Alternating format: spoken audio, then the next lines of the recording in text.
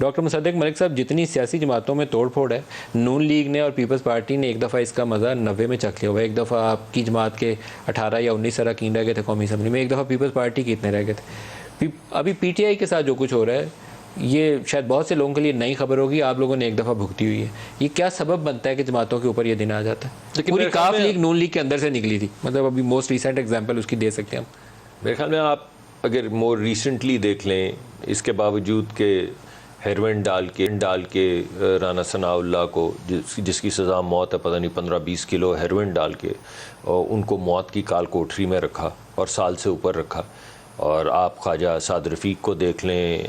ख्वाजा सलमान को देख लें, एहसन इकबाल साहब को देख लें, ख्वाजा आसिफ को देख लें, मरियम साहिबा को देख लें, नवाज़ शरीफ साहब को देख लें, शहबाज शरीफ साहब को देख लें, हमज़ा साहब को, तो मैं I can go on and on. सवाल ये कि कोई टूटा?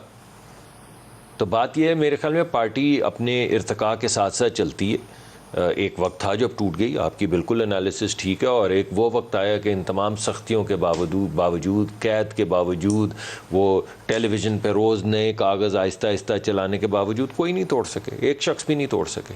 और मुझे तो ऐसा लगता है कि ये PTI जो है ये अपने बोझ तले दबी है, क्योंकि इनकी जो इम्प्लोजन शुरू हुई है वो तो ये हमला आवरी या दहशत गर्दी या जो भी आप इसको कहना चाहते हैं कि फ़ौजी तनसीबात पे हमला करो या वुल्फ विस्लिंग करो कि कोर कमांडर के घर चलो, या जलसे में आवाज़ें दोगे आ जाओ कोर कमांडर के घर चलते हैं, या वो शोहदा जिन्होंने पाकिस्तान के लिए जान दी उनके मुजस्मे उठा के, वो कोई तस्वीरें देखने वाली, या वो जो वर्दियाँ कोर कमांडर फजूल चीज़ें की हैं। तो मुझे लगता है कि इमरान खान साहब, मेरा हमेशा से मैं ये कहता हूँ कि उनमें एक ह्यूब्रिस है, एक अना है, गरूर है उनको, जिसकी वजह से होता है कि आपकी आंखों पे पर्दा पड़ जाता है और आप सही तरह से असेस नहीं कर पाते कि how far do you need to go.